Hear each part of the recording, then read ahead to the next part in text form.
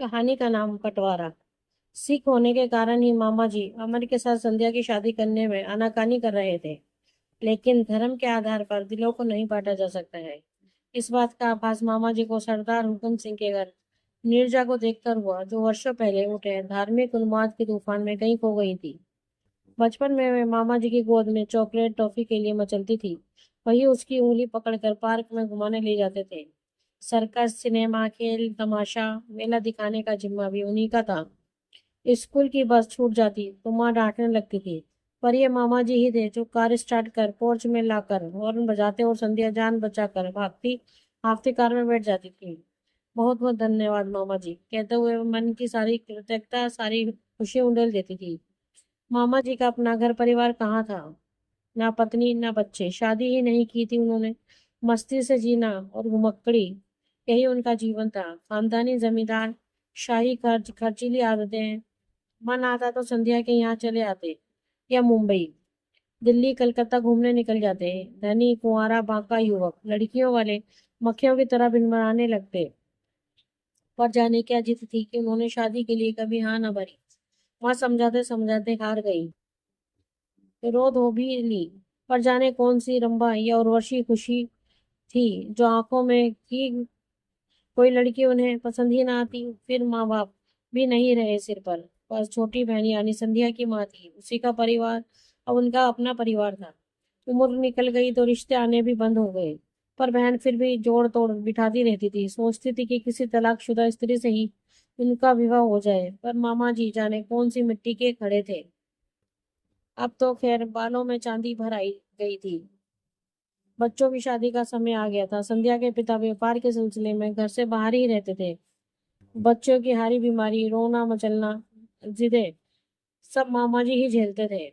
टिंकू गणित में फेल हो गया तो मामा जी ही खुद बैठकर उसे गणित के सवाल समझाते थे। वीनू के विज्ञान में कम अंक आए तो उन्होंने ही उसे वाणिज्य की महत्ता का पाठ पढ़ाकर चार्टेड अकाउंटेंसी में दाखिला करवाया था।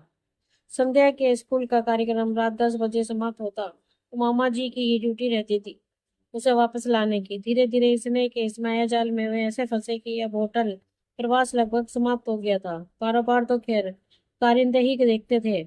आज वही मामा जी संध्या के कारण माँ पर बरस रहे थे।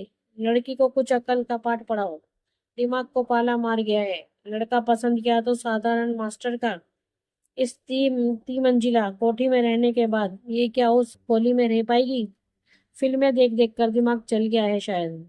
संध्या धीमे धीमे सुबक रही थी। माँ के सामने तो अभिमान से कह दिया था कि अमर के साथ में झोपड़ी में रह लेगी, पर बात बात पर दुलारने वाले, गर्ल्स सही सब जिदे मानने वाले मामा जी की अवज्ञा कैसे करती? क्रोध का प्रतिकार किया जा सकता है, पर प्यार के आगे विद्रोह कभी टिकता है भला? मामा जी ने ही संध्या व अमर के प्रेम संबंधों की चर्चा सबसे पहले सुनी थी। सीधे संध्या से कुछ ना पूछा और अमर के घर परिवार के बारे में सब पता लगा लिया। बिजली का सामान बनाने वाली एक कंपनी का साधारण सा सेल्समैन, ऊपर से सिख परिवार का मोना कटे बालों वाला बेटा, करेला और नीम चढ़ा बाप, सरदार हुकम सिंह सरकारी स्कूल में साधारण मास्टर थे। भला क्या देखा संध्या ने उस लड़के में? उसी बात को लेकर घर में इतना बावेला मच रहा था। संध्या के पिता, भाई बहन, माँ और मामा जी पर बकना झकना छोड़कर तथास्थ दर्शक से बन सुन रहे थे। आखिर बुराई क्या है उस लड़के में? पिताजी पूछ ही बैठे। अच्छाई भी क्या है? साधारण नौकरी, मामूली घर बार है। फिर पिता सिख, बेटा हिंदू। कभी सुनी है ऐसी बात? मामा जी उफन ही में तो पड़े। शायद उन लोगों ने उसे गोद लिया हो या मन्नत मांगी हो कि हिंदू भी तो लड़कों के केश रखते हैं। माँ ने सुझाया तो क्या यहाँ वहाँ पड़ा यतीम ही रह गया है संध्या के लिए? मामा जी गरजे।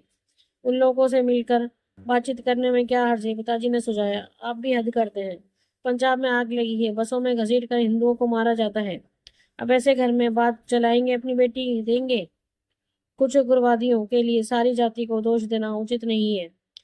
सभी तो एक समान नहीं है। माँ ने कहा, जो इच्छा है करो। मामा जी ने हथियार डाल दिए।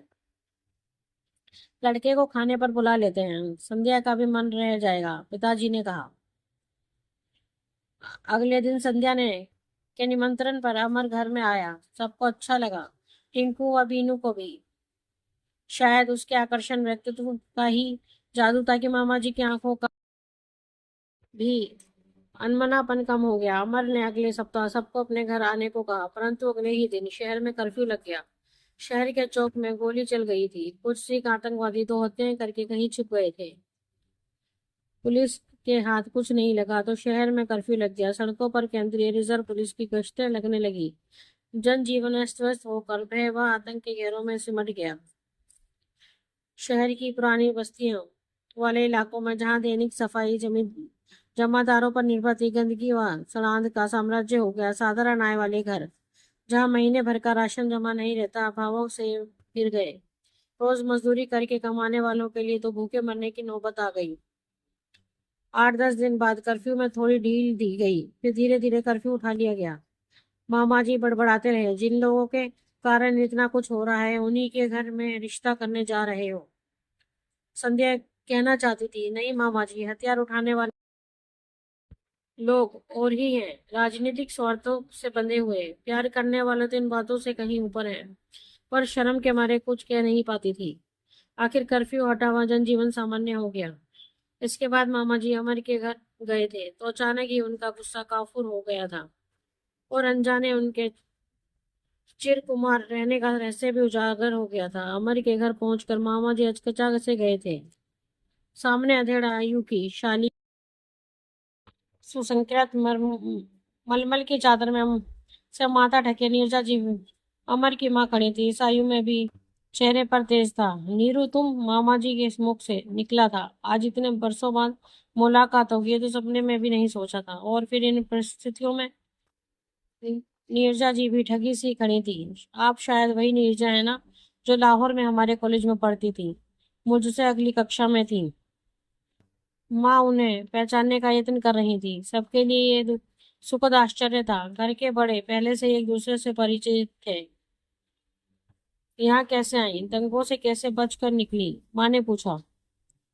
आप लोग तो शायद धर्मशाला चले गए थे ना? नीरजा जी ने पूछा। हाँ, हमें पिताजी ने पहले ही भेज दिया था, पर भैया वहीं रह गए थे, माँ ने बताया। मुझे मालूम है माँ। मामा जी तथा नीरजा जी सभी जैसे अतीत में लौट गए थे। नीरू, मैंने तुम लोगों से कितना कहा था कि हमारी कोठी में आ जाओ। यह इलाका फिर भी थोड़ा सुरक्षित था। मामा जी की आवाज जैसे कुएं से आ रही थी। जिस दिन तुमसे ने ये बात कही थी और हमारे ना मानने पर नाराज होकर चले गए थे, उसी रात हमारी गली में हमला हुआ। आग, मार काट, खून। मैं छत पर सो रही थी, उठकर पिछली सीढ़ियां फलांग कर भागी। गुंडों के हाथ से इन्हीं सरदार जी ने मुझे उस रात बचाया था। फिर कैंपों काफिलों में की भटकन, किसी भी सारे परिवार की मौत की खबर मिली। उस समय इन्हीं ने मुझे सहारा दिया था। अतीत के कांटों भरे पथ को नीरजा जी आंसुओं से धो रही थी। मैंने तुम्हें कितना ढूंढा, कर्फ्यू हटा तो तुम्हारी गली में भी गया, पर वहां राख ना और धुएं के सिवा कुछ भी ना मिला। मामा जी धीरे धीरे कह रहे थे। उनका स्वर भारी हो चला था। सभी चुपचाप बैठे थे। माँ मामा जी को गहरी नजरों से देख रही थी। सरदार हुक्म सिंह ने सन्नाटा तोड़ा। मैंने अमर को सिख बनाने की कभी जिद नहीं की। धर्म की आड़ में स्वार्थ का नंगा नाच हम लोग एक बार देख चुके हैं, इसलिए धर्म पर मेरा विश्वास नहीं रहा। हमारा धर्म तो केवल इंसानियत है। अमर को भी हम केवल एक अच्छा इंसान बनाना चाहते हैं। मैं आपका आभारी हूँ कि आपने सिख धर्म का अनुयायी होते हुए वर्षों पहले एक हिंदू लड़की की रक्षा की। काश आप सभी इंसान आप जैसे होते तो घृणा की आग स्वयं ही बुझ जाती। मामा जी ने काफिल होकर सरदार जी के हाथ माथे से लगा लिए। तो भाई, क्या कहते हो, शगुन अभी दे दें? संध्या के पिताजी ने पूछा। हाँ हाँ, क्यों नहीं। एक बार देश के टुकड़े हुए थे, उसके नासूर अभी तक रिस रहे हैं। अब फिर अगर धर्म के आधार पर दिलों का बंटवारा करेंगे तो घाव ताजे ना हो जाएंगे। कहते हुए मामा जी ने उंगली में पड़ी हीरे की अंगूठी उतार कर अमर को पहना दी। दोस्तों, आपको हमारी कहानी बंटवारा कैसी लगी, प्लीज कमेंट में हमें जरूर बताएं। अगर कहानी आपको अच्छी लगी तो अपने दोस्तों के साथ शेयर करें और हमारे चैनल को लाइक एंड सब्सक्राइब करना ना भूलें। धन्यवाद।